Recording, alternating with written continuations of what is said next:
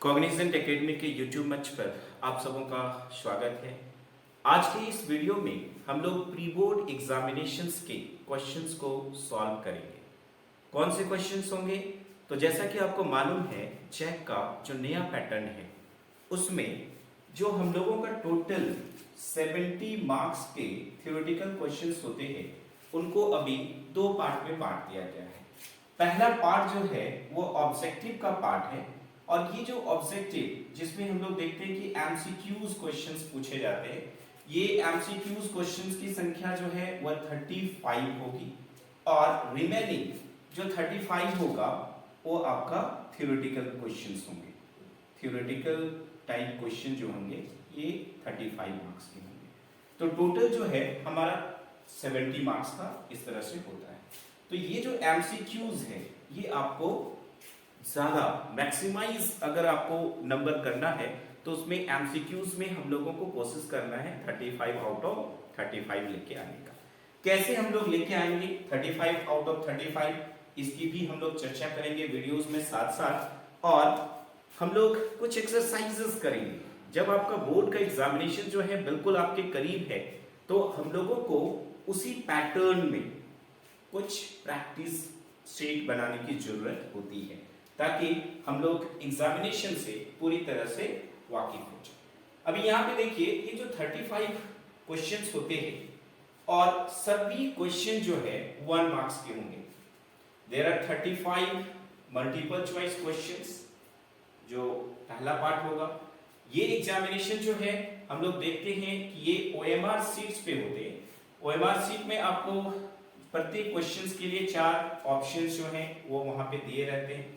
Questions अलग से मिलता है, क्वेश्चंस को आपको देखना है और जो भी करेक्ट आंसर है वहां पर जाके सर्कल जो है ये आपको कर देना है। उस क्वेश्चन का जो भी ऑप्शन है, उस क्वेश्चन का जो भी ऑप्शन आपको करेक्ट लगता है, 1 2 3 4 ये 4 ऑप्शन हैं, उसमें आपको जो है इस तरह से डार्क सर्कल जो है बनाना होता है। ये डार्क सर्कल बनाने के लिए आप जो है ब्लू या फिर ब्लैक बॉल पॉइंट पेन जो है वो आपको इस्तेमाल करना होता है। पेंसिल जो है वो आपका प्रोहिबिटेड है, पेंसिल का इस्तेमाल यहाँ पर हम लोगों को नहीं करना होता है। आइए अब हम लोग देखते हैं इस प्रैक्टिस सेट में क्या है, कौन से वो 35 क्वेश्चन हैं जो आपके एग्जामिनेशन पॉइंट ऑफ व्यू से बेहद इंपॉर्टेंट है और आपको 35 आउट ऑफ 35 कैसे दिला सकते हैं। मैंने इससे पहले भी ऑब्जेक्टिव के कुछ वीडियोस जो है ऑलरेडी बना रखे हैं, आपको उन सारी वीडियोस को देखना चाहिए जो लास्ट ईयर के बने हुए हैं, लेकिन वो भी आपके एग्जामिनेशन पॉइंट ऑफ व्यू के लिए बेहद इंपॉर्टेंट है। तो सारे क्वेश्चंस को हम लोग यहाँ पर देखेंगे, जो भी हमारा वीडियो बना हुआ है सबको देखेंगे। देखने के साथ ही आपका 30+ मार्क्स जो है वो कंफर्म हो जाता है। सारा प्रॉब्लम जो है वो 31 से 35 जो है, जो 5 मार्क्स का है, उसी में हेर फेर हो सकता है। हो सकता है कि 5 क्वेश्चन जो है उसी में से आ जाए या 5 क्वेश्चन जो है थोड़ा सा अलग रहे, लेकिन बाकी सारे क्वेश्चन जो है ज्यादा चांसेस हैं कि इन्हीं सारे वीडियोस में होंगे। पहले लास्ट ईयर जो है उसके 7 वीडियोस बने हुए हैं। इस साल का जो मॉडल क्वेश्चन सेट आया था उसका भी 2 वीडियो जो है ऑलरेडी बना हुआ है। उन सारे वीडियोस को आप देखें एंड देन आफ्टर जो है आज जो प्री बोर्ड एग्जामिनेशंस के जो ऑब्जेक्टिव क्वेश्चंस है, एमसीक्यूज क्वेश्चंस है, उसको आज हम लोग सॉल्व करेंगे। इसको भी हम लोग 2 पार्ट में देखेंगे। आप देख रहे हो कि इसमें भी बहुत सारा क्वेश्चन जो है वही होगा जो ऑलरेडी हम लोग कर चुके हैं, लेकिन क्वेश्चंस को जो ऑब्जेक्टिव क्वेश्चंस है अगर उसको सॉल्व करना है तो सबसे पहले जो है कुछ खास बात जो है आपको ध्यान में रखना है कि अपने आप को बिल्कुल कूल एंड काम रखिए, क्योंकि जहां थोड़ी सी हड़बड़ाहट हुई देन दैट टाइम आप देखोगे कि जानता हुआ क्वेश्चंस में भी जो है आप क्या करते हो, गलत ऑप्शंस को करेक्ट करके आते हो। तो ये सारी चीजें जो है नहीं होनी चाहिए, इसको ध्यान में रखना है। प्रत्येक क्वेश्चन को एनालाइज करना है, देन आफ्टर जो है आंसर करना है, क्योंकि एक बार जो है आपने डार्क सर्कल कर दिया, उसको चेंज करने का कोई ऑप्शन जो है आपके पास नहीं होता है।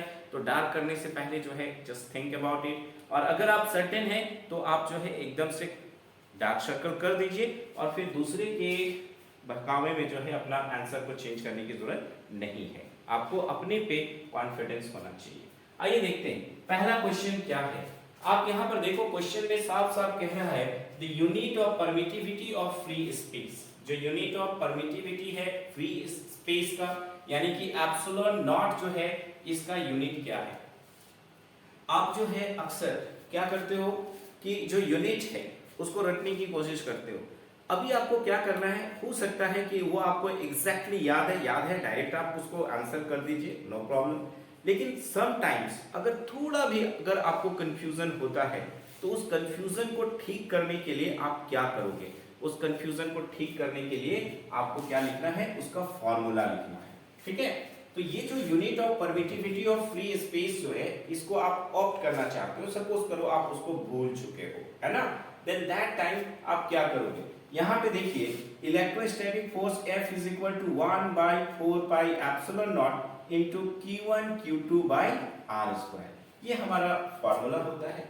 अभी यहाँ पे देखिए इस एप्सिलॉन नॉट को अगर इधर लेके आ जाते हैं तो epsilon naught is equal to 1 by 4 pi, यहाँ पे देखो 1 by 4 pi F into Q1 Q2 by हमारा क्या आ जाएगा, R स्क्वायर आ जाएगा।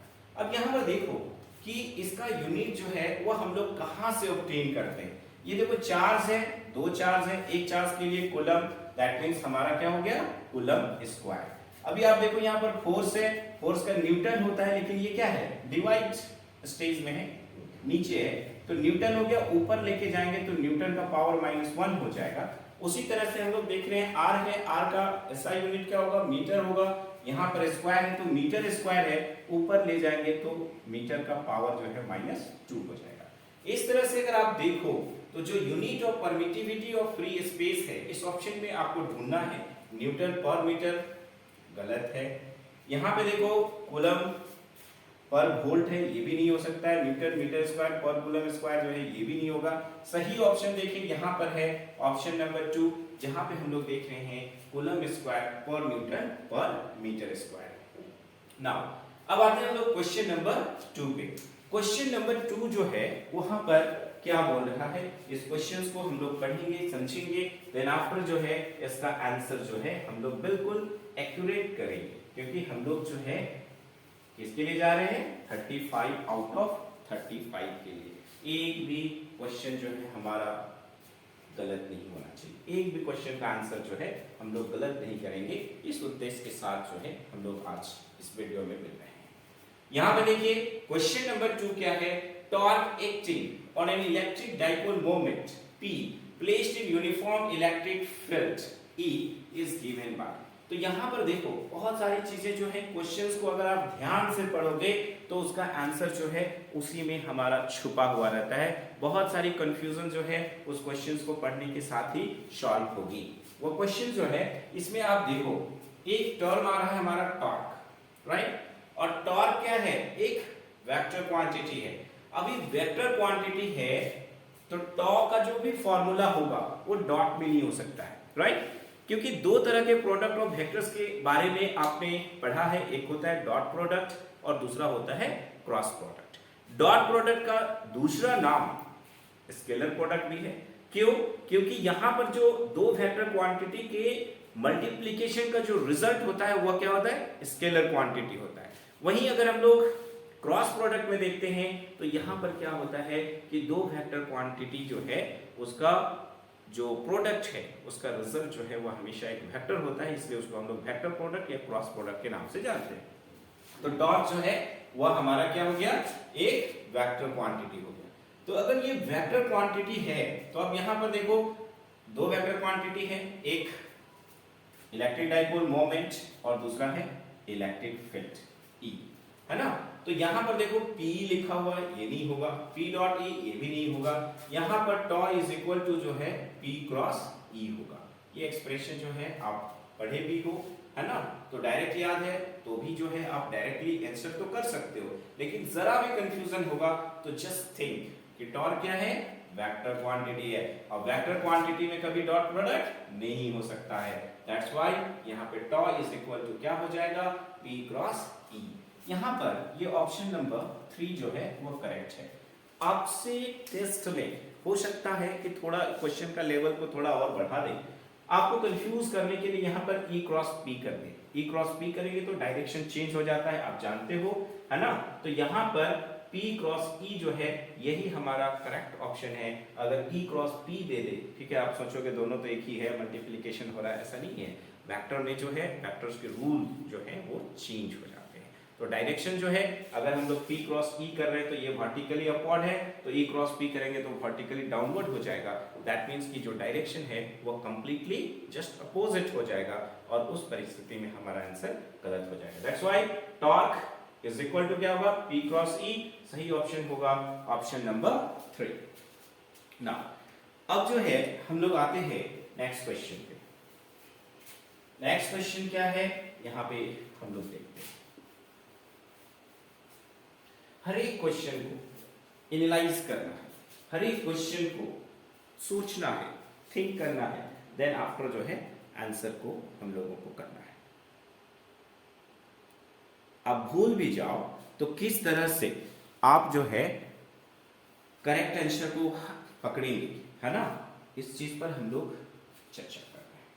यहां पर देखिए 3 capacitors, each of capacitance C are connected in series. यहां पर देखो क्वेश्चन में है 3 कैपेसिटर्स है, तीनों का कैपेसिटेंस C है, सीरीज में जोड़े गए हैं, तो इक्विवेलेंट कैपेसिटेंस क्या होगा।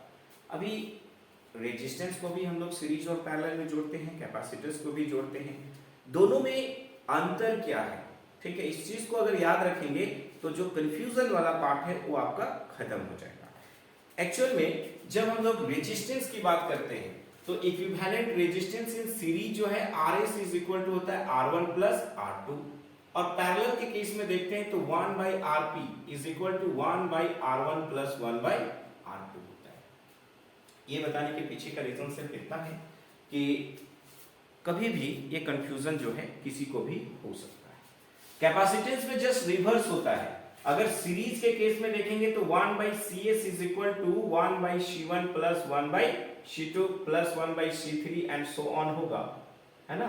वहीं अगर पैरेलल में जोड़ेंगे तो equivalent capacitance in parallel is equal to C1 plus C2 plus C3 plus so on, इस तरह से होगा, राइट। तो अगर यहां पर बोला जा रहा है कि 3 कैपेसिटर है, सबके कैपेसिटेंस जो है वह एक ही है, C है, कनेक्टेड इन सीरीज, तो इक्विवेलेंट कैपेसिटेंस कितना होगा। तो यहां पे देखिए 1 बाई CS, जो कि सीरीज की बात हो रही है, इसकी बात हो रही है, तो 1 by CS is equal to 3 capacitor है, सबका कैपेसिटेंस C है, तो 1 by C plus 1 by C plus 1 by C, तो 1 by CS is equal to LCM लेंगे C आ जाएगा 3, और इस तरह से इक्विवेलेंट कैपेसिटेंस इन सीरीज जो है वो हो जाएगा हमारा क्या, C बाई 3। एक शॉर्टकट फार्मूला जो है इसका क्या होता है कि अगर सारे के सारे कैपेसिटर्स के कैपेसिटेंस जो है अगर सेम है तो सीरीज के केस में CS इज इक्वल टू क्या होता है, C बाई n। यहाँ पर n जो है वो नंबर ऑफ कैपेसिटर्स है। अगर पैरेलल की बात करेंगे तो CP इज इक्वल टू हमारा क्या हो जाएगा, NC। तो यहां पर देखो क्वेश्चन में 3 कैपेसिटर्स है, सबके कैपेसिटेंस C है, तो आप देख रहे हो C बाई n है, तो C बाई हम लोग क्या करेंगे, 3 करेंगे, तो यहां पर C बाई 3 हो जाएगा। अगर ये फॉर्मूला याद है डायरेक्ट कर ले, नहीं याद है तो यहां पर 1 by CS is equal to 1 by C1 plus 1 by C2 plus 1 by C3, ये अलग अलग कैपेसिटेंसेस के लिए सबका अगर सेम है तो C C C, ठीक है, सॉल्व कर दें, आपका CS का वैल्यू जो है वो कितना आ जाएगा, तो C बाई 3 हो जाएगा। तो कंफ्यूजन की कोई गुंजाइश नहीं होनी चाहिए। These all are the lollipop questions, ठीक है, और इसमें भी लोग जो है ओवर एक्साइटमेंट में समटाइम्स समहाउ गलत करके आते हैं। गलत आपको नहीं करना है, आपको 35 आउट ऑफ 35 लेके आना है। अभी आप देखो नेक्स्ट क्वेश्चन है, if the distance between two plates of a parallel plate capacitor is double its capacity। यहां पे देखिए अगर डिस्टेंस जो है दो पैरेलल प्लेट कैपेसिटर के बीच का, उस डिस्टेंस को क्या किया जा रहा है, डबल किया जा रहा है, तो उसकी कैपेसिटी क्या होगी। तो हम लोग क्या जानते हैं कि जो कैपेसिटेंस है C इज इक्वल टू क्या होता है, तो epsilon naught epsilon R S बटा क्या होता है, डी होता है। ये फॉर्मूला हमारा। अभी आप देखो बोलता है कि डिस्टेंस जो है दो प्लेट्स जो पैरेलल प्लेट कैपेसिटर है उस डिस्टेंस को क्या किया जा रहा है, डबल किया जा रहा है। तो ये जो कैपेसिटी है या कैपेसिटेंस है वह क्या होगा, ये हम लोगों को देखना है। तो अगर आप इसको डबल कर देंगे है ना, तो C dash is equal to epsilon naught epsilon R S बटा क्या हो जाएगा, 2d हो जाएगा। तो यहां पे देखिए ठीक है, इसका वैल्यू जो है कितना था, c था, तो यहां पर c बटा क्या बच जा रहा है, 2 है ना। मतलब कि जो भी कैपेसिटेंस है वो 2 से डिवाइड करेंगे तो क्या होगा, डिक्रीज करेगा, और डिक्रीजेस कितना टाइम्स होगा, 2 टाइम्स होगा। तो क्वेश्चन नंबर 4 का करेक्ट आंसर जो है वो हमारा होगा डिक्रीजेस 2 टाइम्स। अब नेक्स्ट क्वेश्चंस पे हम लोग आते हैं।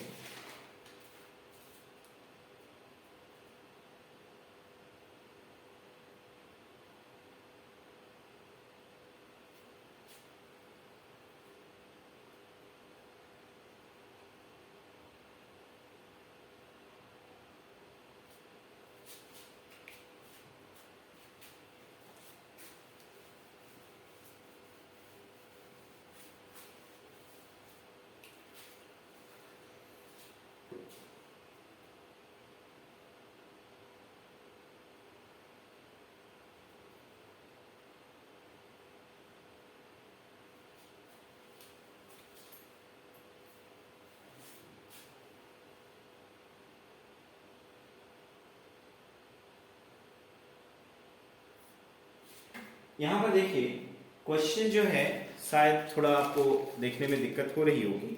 यहां पर क्वेश्चन नंबर 5 क्या है, Wheatstone bridge is used for measuring, है ना, Wheatstone bridge use for measuring. यहां पर जो व्हीटस्टोन ब्रिज है ठीक है, उसका इस्तेमाल जो है ठीक है, हम लोग किस चीज को मेजर करने के लिए करते हैं।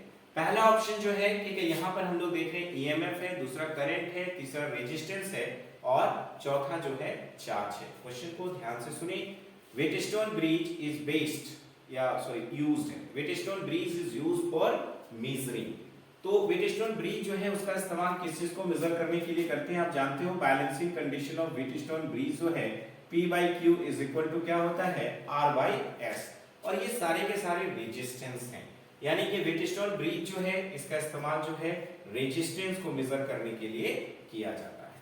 अब देखिए क्वेश्चन नंबर 6 जो है ये क्या है, यहां पर हम लोग देखिए क्वेश्चन नंबर 6 कह रहा है two cells of EMF E1 and E2 and internal resistance R1 and R2 respectively are connected in parallel. Equivalent EMF of the combination is, तो इक्विवेलेंट कॉम्बिनेशन जो है वह क्या होगा ये हम लोगों को देखना है। तो थोड़ा इसका जो क्वालिटी है थोड़ा सा गिर गया है ना, तो यहां पर अगर आपको दिखाई नहीं देगा तो हम क्या करेंगे, YouTube पे है ना, इस क्वेश्चंस को हम शेयर भी कर देंगे। तो जब आप इस वीडियो को देखो अगर आपको दिक्कत होगी तो उसका प्रिंट निकाल के भी आप साथ में रख के जो है इसको सॉल्व कर सकते हैं। यहां पर देखिए क्वेश्चन क्या है, question number 6 two cells of EMF E1 and E2। यहां पर हम लोग देख रहे हैं कि दो सेल्स है और इन सेल्स का EMF जो है वह कितना कितना है, एक का E1 है ठीक है, और दूसरा EMF जो है वह हमारा कितना है, E2 है। And internal resistance R1 R2 respectively, internal resistance E1 के लिए R1 है, E2 के लिए क्या है, R2 है। आर कनेक्टेड इन पैरेलल, अगर इसको हम लोग पैरेलली कनेक्ट करते हैं equivalent EMF of the combination कितना होगा ये हम लोगों को देखना है। तो यहां पर देखिए ये सीधा सीधी जो है फार्मूला पे बेस्ड है, तो equivalent EMF of the combination क्या होता है इसको ध्यान रखेंगे।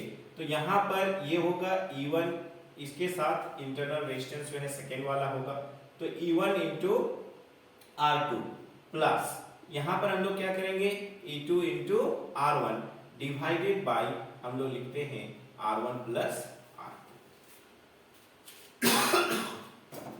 यहां पे देखिए क्वेश्चन को एक बार ध्यान से सुनिए। टू सेल्स ऑफ EMF, दो सेल्स हैं उसमें ईएमएफ जो है E1 और E2 है and internal resistances R1 R2 respectively are connected in parallel। अगर इसको हम लोग कनेक्ट करते हैं पैरेलल तो उस केस में equivalent EMF of the combination जो है ये निकालना है। तो equivalent EMF of the combinations का वैल्यू कितना होगा, तो E1 R2 plus E2 R1 divided by R1 plus R2। और इसमें हम लोग देख रहे हैं कि ऑप्शन नंबर 1 जो है ये हमारा करेक्ट आंसर होगा।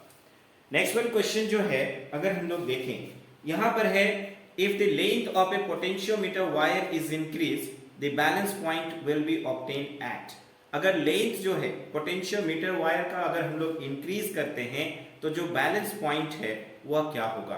तो अगर लेंथ को इंक्रीज करते हैं, ठीक है ना, the length of a potentiometer wire is increase, तो बैलेंस पॉइंट जो है वो क्या होगा, तो बैलेंस पॉइंट जो है वो लार्जर लेंथ का जो है ये होगा 4, है ना। तो बैलेंस पॉइंट जो है हम लोग को लार्जर लेंथ पे ऑब्टेन होगा, ये हम लोग देखते हैं। नेक्स्ट क्वेश्चंस पे हम लोग आते हैं। यहां पर सिंपल था, length of a potentiometer wire is increased. अगर लेंथ जो है पोटेंशियोमीटर वायर का हम लोग क्या करते हैं, इंक्रीज करते हैं, the balance point will be obtained at। तो बैलेंस पॉइंट हम लोगों को कहां पे मिलेगा, तो लार्जर लेंथ पे मिलेगा।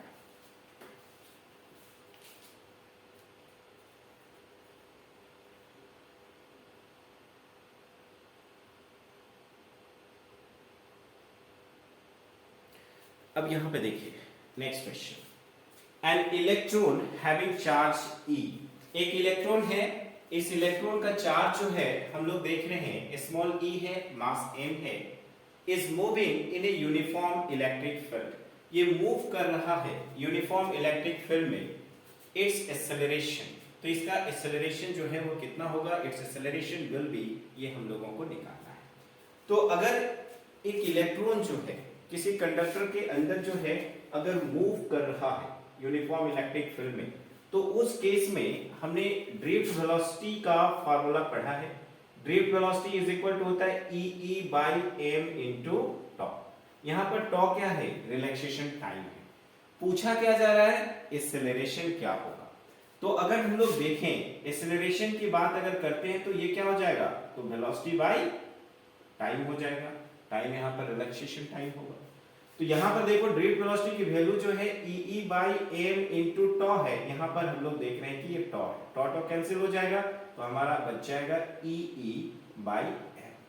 तो अगर हम लोग ऑप्शंस में ढूंढे, है ना, तो ऑप्शन नंबर 3 में हम लोग देख रहे हैं कि हम लोगों को मिल रहा है E बाई m है। तो यहां पर हम लोग देखेंगे क्वेश्चन नंबर 8 का जो करेक्ट आंसर होगा वो हो जाएगा हम लोगों का ऑप्शन नंबर 3, जहां पे हम लोग देखेंगे ये क्या होगा, E by m। Next question है, a magnet of magnetic moment capital M is lying along a uniform magnetic field B. The work done rotating the magnet by 90 degree each। तो यहां पर देखिए वर्क डन के लिए क्या formula जो है हम लोग पढ़े हैं, उस फॉर्मूले पे θ1 और θ2 का जो वैल्यू है ये हमारा यहां पर दिया गया है। क्वेश्चंस को ध्यान से पढ़ें। ए magnet of magnetic moment M, एक मैग्नेट है जिसका मैग्नेटिक मोमेंट कितना है, कैपिटल M है, is lying along a uniform magnetic field B, जो लाइक कर रहा है along a uniform magnetic field B। That means यहां पे θ1 का वैल्यू जो है वो क्या है, 0 डिग्री है। The work done rotating in the magnet by 90 degree, अगर उसको हम लोग रोटेट करते हैं 90 डिग्री से, यानी कि ये यहां से जो है ठीक है इस तरह से रोटेट करके 90 डिग्री पे आ रहा है, θ2 जो है वो हमारा 90 डिग्री है। तो इस केस में हम लोगों को वर्क डन जो है ये फाइंड आउट करना है। तो यहां पर देखो वर्क डन जो है क्या होता है, तो वर्क डन की जो फॉर्मूला होती है W is equal to minus mb, यहां पर होता है cos θ2 minus cos θ1। Work done is equal to क्या हो जाएगा, minus mb cos θ2 minus cos θ1। तो यहाँ पे देखो work done W is equal to minus M B हो गया cos थीटा 2 यानी cos 90 degree minus cos 0 degree. अब यहाँ पे देखो W is equal to minus M B है, cos 90 डिग्री का वैल्यू जो है हमारा हो जाएगा 0 और cos 0 डिग्री का वैल्यू जो है वो हो जाएगा हम लोगों का 1। तो इस तरह से अगर हम लोग देखें तो ये हो गया आपका minus M B, cos 90 degree का वैल्यू 0, ये cos 0 डिग्री का 1, तो ये माइनस 1 है। W is equal to minus minus plus हो जाएगा और ये हमारा वर्क डन जो है हो जाएगा एम बी। तो क्वेश्चन नंबर 9 में हम लोग देख रहे हैं कि जो ऑप्शन नंबर 3 है यहाँ पर हम लोगों को दिख रहा है कि हम लोगों का एम बी दिया गया है। तो क्वेश्चन नंबर 9 का जो सही आंसर होगा वो होगा option number 3। Next one, if the number of turns in a moving coil galvanometer is increased, its sensitivity, तो हम लोग देखते हैं कि जो सेंसिटिविटी है वो डायरेक्टली प्रोपोर्शनल होता है नंबर ऑफ टर्न्स का। तो अगर नंबर ऑफ टर्न्स जो है मूविंग कॉइल गैल्वेनोमीटर में बढ़ रहा है तो ऑब्वियसली उसकी सेंसिटिविटी जो है वो क्या करेगी, इंक्रीज करेगी। तो क्वेश्चन नंबर 10 का सही आंसर जो है हमारा ऑप्शन नंबर 1 होगा and that will be increase.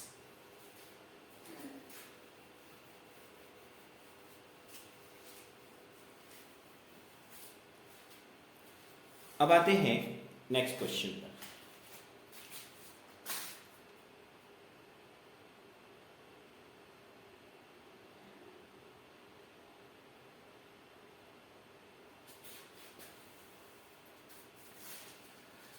देखिए क्वेश्चन नंबर 11 क्या है, the angles of dip at the poles and equator respectively.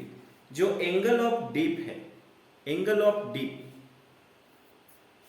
पोल पर और इक्वेटर पर रिस्पेक्टिवली कितने होंगे। तो मैग्नेटिक एलिमेंट्स जो है अगर हम लोग देखें तो 3 तरह का होता है। मैग्नेटिक एलिमेंट्स क्या है, तो the physical quantity which determine the total earth's magnetic field, that means both in magnitude as well as in direction। तो यहाँ पर जो मैग्नेटिक एलिमेंट्स है अगर हम लोग बात करते हैं मैग्नेटिक एलिमेंट्स की, तो ये मैग्नेटिक एलिमेंट्स कितने होते हैं, 3 होते हैं।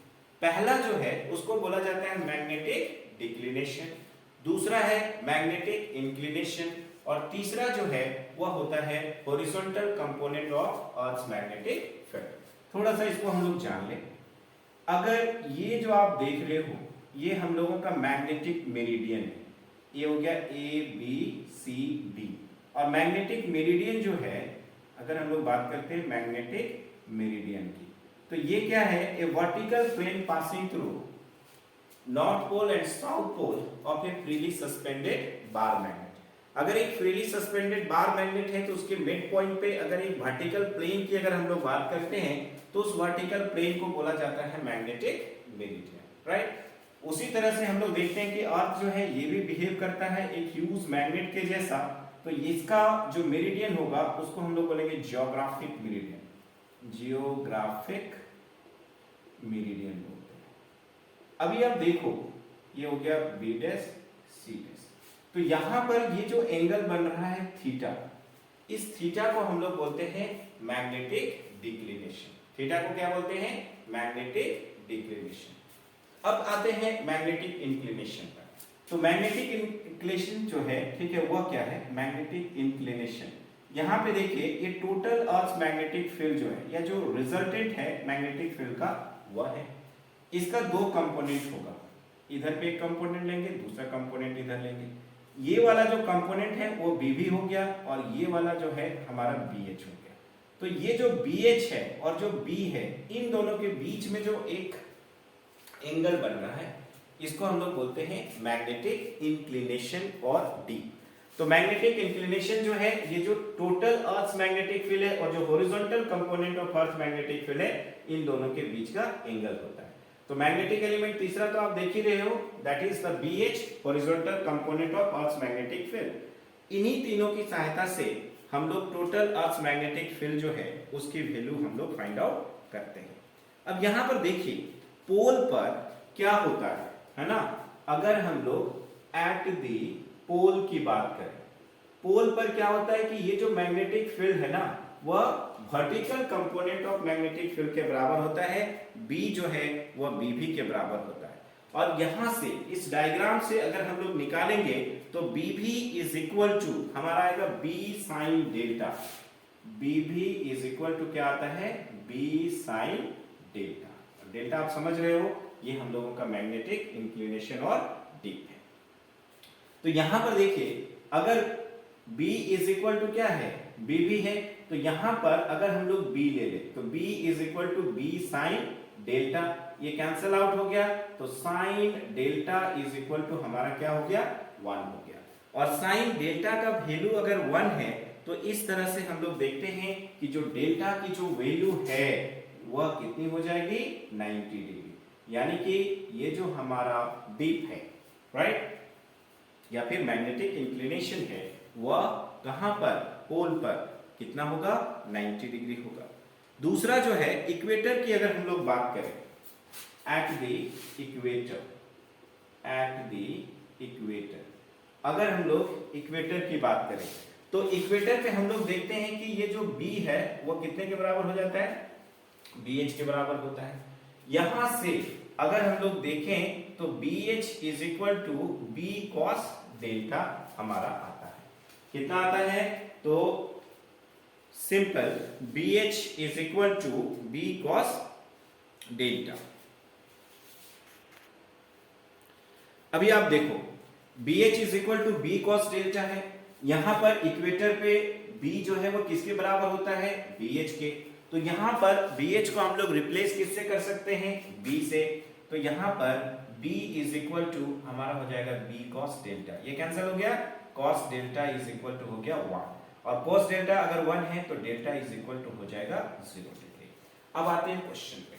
क्वेश्चन पे बोला जा रहा है the angle of dip, the angle of dip at the poles and equator respectively. अगर उसी को इक्वेटर और पोल कर देगा तो रिवर्स हो जाएगा, इस चीज को भी ध्यान रखेंगे। तो the angle of dip at the poles, हमने पहले पोल का निकाला, ये कितना है, 90 डिग्री, इक्वेटर का बोला 0 डिग्री। तो पहला 90 होना चाहिए और दूसरा क्या होना चाहिए, 0 डिग्री होना चाहिए।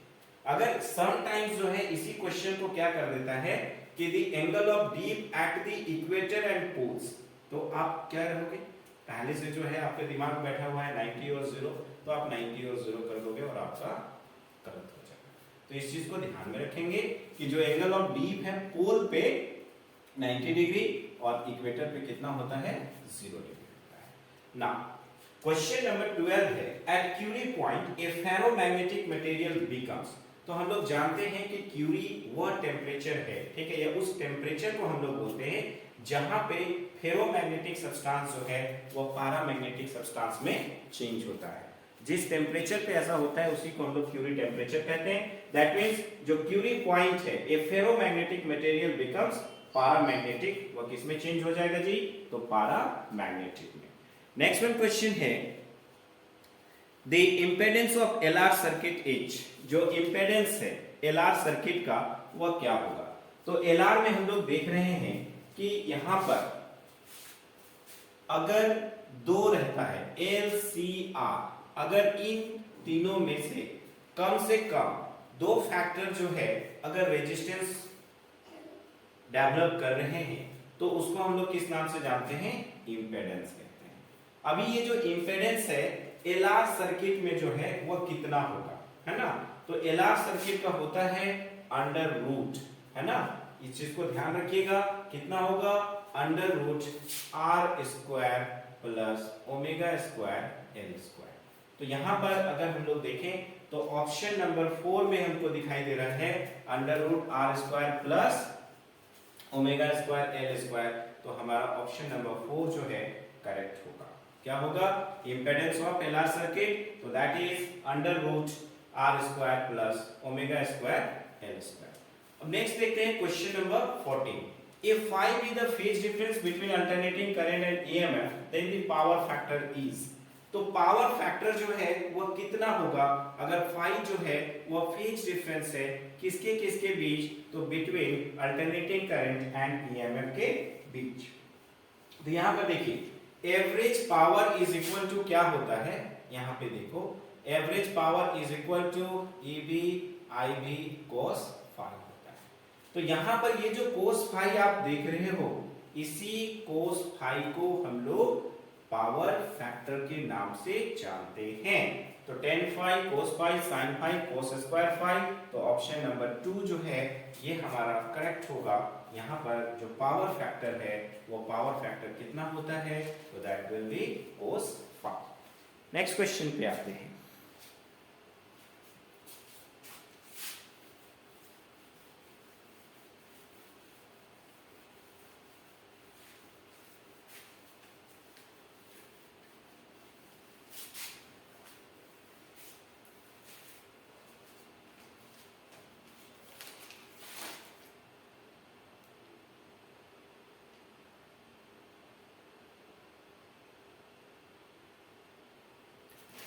देखिए क्वेश्चन नंबर 15 जो है वह क्या है, the ratio of root mean square value and peak value of alternating current each. तो जो रूट मीन स्क्वायर वैल्यू है ना, उसको हम लोग IB या IRMS लिखते हैं। तो ये जो root mean square value of alternating current है उसकी वैल्यू जो है वह कितनी होती है, तो IB इज इक्वल टू होती है I0 बाई रूट 2। क्या होता है, IB is equal to I0 by root 2। तो IB जो है that is the virtual value of alternating current, या फिर उसको हम लोग क्या बोल सकते हैं, root mean square value of alternating current. तो IB और जो peak value of alternating current है उसके बीच का रिलेशन क्या है, तो IB is equal to I0 by root 2। अब यहां पर क्वेश्चन क्या बोलता है, the ratio of root mean square value, तो रूट मीन स्क्वायर का वैल्यू कितना हो गया, I0 by root 2 and peak value of alternating current, right. तो रेशियो निकालना है किसके किसके बीच का, तो IB और I0 के बीच का। तो IB का वैल्यू कितना हो गया, तो I0 बाई रूट 2, यहां पर क्या है I0, ये कैंसिल आउट हो गया, क्या बच गया, तो 1 बाई रूट 2। तो यहां पर अगर आप देखो क्वेश्चन नंबर 15 में, तो पहला ही ऑप्शन में हम लोगों को दिख रहा है 1 बाई रूट 2, तो 1 बाई रूट 2 जो है ये हमारा करेक्ट आंसर होगा। नेक्स्ट क्वेश्चन है, speed of electromagnetic wave in free space. बहुत ही पॉपुलर क्वेश्चन है, आमतौर पे पूछा जाता है। और ये जो speed of electromagnetic wave in free space है इसका वैल्यू होता है कितना, तो c is equal to 1 by under root mu naught into epsilon naught. और इसको अगर सॉल्व करेंगे, म्यू नॉट का value 4 pi into 10 to the power -7, epsilon naught का value 8.854 into 10 to the power -12, solve करेंगे तो ये आएगा 3 into 10 to the power 8 metre per second. Sometimes क्या करता है कि इन दोनों का वैल्यू दिया हुआ रहता है और बोलेगा कि स्पीड ऑफ लाइट जो है निकालिए, तो ये फार्मूला लिख के direct 3 into 10 to the power 8 metre per second लिख देना है। ऑब्जेक्टिव में अगर पूछता है, जैसा कि यहाँ पर हम लोग देख रहे हैं, speed of electromagnetic wave in free space कितना होगा, तो that is 1 by under root mu naught into epsilon naught. अब देखिए नेक्स्ट क्वेश्चन क्या है, which of the following has smallest wavelength. Smallest wavelength जो है किसका होगा, ये हम लोगों को यहाँ पर देखना है। एक सेंटेंस को यहाँ पर आप याद रखिएगा, Ram in village, Ram in village ultra XY, ठीक है। ये क्या है, RA for radio waves, microwaves, infrared, visible light, है ना, अल्ट्रावायलेट, एक्स रेज और गामा रेज। जैसे जैसे हम लोग यहां से रेडियो वेव से गामा रेज की तरफ जा रहे हैं, इसकी जो फ्रीक्वेंसी है, फ्रीक्वेंसी क्या कर रहा है, इंक्रीजेस, इंक्रीजेस। वहीं इसका जो वेवलेंथ है, वेवलेंथ वो क्या कर रहा है, डिक्रीजेस, ये घटता चला जा रहा है। तो पूछा है which of the following has smallest wavelength, wavelength की बात हो रही है। तो वेवलेंथ जो है रेडियो वेव से गामा रेज की ओर जो है वो क्या हो रहा है, घटता चला जा रहा है। तो सबसे कम किसका होगा, गामा रेज का। तो यहां पर देखिए गामा रेज जो है, ठीक है, ये हमारा ऑप्शन नंबर 4 जो है वो करेक्ट होगा। ध्यान दिए, Ram in village ultra XY क्या है, ये Ram in village ultra XY। तो RA for radio waves, microwaves, IN for infrared, BI for visible light, ultraviolet, X rays, gamma rays. Frequency जो है ये धीरे धीरे इंक्रीज कर रही है, मतलब फ्रीक्वेंसी पूछेगा सबसे कम किसका होगा, राइट? तो फ्रीक्वेंसी सबसे कम होगा रेडियो वेव्स का, सबसे ज्यादा किसका होगा, गामा रेज का। वेवलेंथ की अगर बात हो रही है तो वेवलेंथ जो है वो क्या कर रहा है, जैसे जैसे हम लोग रेडियो वेव से गामा रेज की ओर जा रहे हैं यहाँ पर वेवलेंथ घट रहा है, मतलब सबसे ज्यादा वेवलेंथ किसका होगा, रेडियो वेव्स का। सबसे कम जो वेवलेंथ है वो किसका होगा, तो गामा रेज का, जैसा कि इस क्वेश्चन में पूछा गया है। नेक्स्ट क्वेश्चन, क्वेश्चन नंबर 18 जो है यहां पर अगर हम लोग देखें, क्वेश्चन नंबर 18,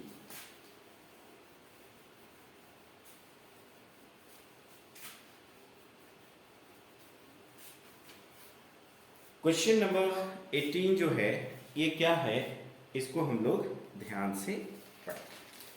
क्या है, in a white light spectrum produced by dispersion through a prism the ray that is deviated least, है ना। यहां पर अगर एक प्रिज्म की अगर हम लोग बात करें, ये हम लोगों का प्रिज्म, अगर यहां पर सपोज करिए एक व्हाइट लाइट जो है इस तरह से इंसिडेंट होता है, तो हम लोग जानते हैं कि ये 7 कॉन्स्टिट्यूएंट्स कलर में बटेगा, जाना चाहिए था इस तरह से इधर, है ना। लेकिन यहाँ पर हम लोग देखेंगे कि सारे के सारे कलर्स जो हैं वो इस तरह से हैं। यहाँ पर हम लोग 3 कलर को दिखा रहे हैं, सबसे नीचे वाला वायलेट होगा, ऊपर वाला रेड होगा, ये मीन कलर को हम लोग येलो कलर को बोलते हैं।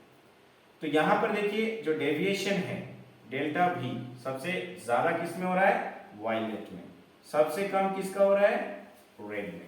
क्वेश्चन क्या पूछा है कि in a white light spectrum produced by dispersion through a prism the ray is deviated least, रे जो है सबसे कम डेविएट कौन होगा, तो सबसे कम डेविएट कौन हो रहा है, रेड। सबसे ज्यादा पूछता तो कौन सा होता, वायलेट। तो यहाँ पर ऑप्शन नंबर 4 जो है ये हमारा करेक्ट आंसर होगा।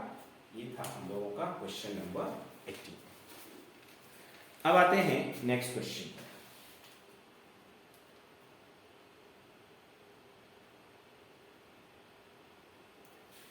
अभी यहां पे देखो क्वेश्चन नंबर 19 जो है ये हमारा क्या है, क्वेश्चन नंबर 19 यहां पे बोलता है when a lens is immersed in water it's focal length.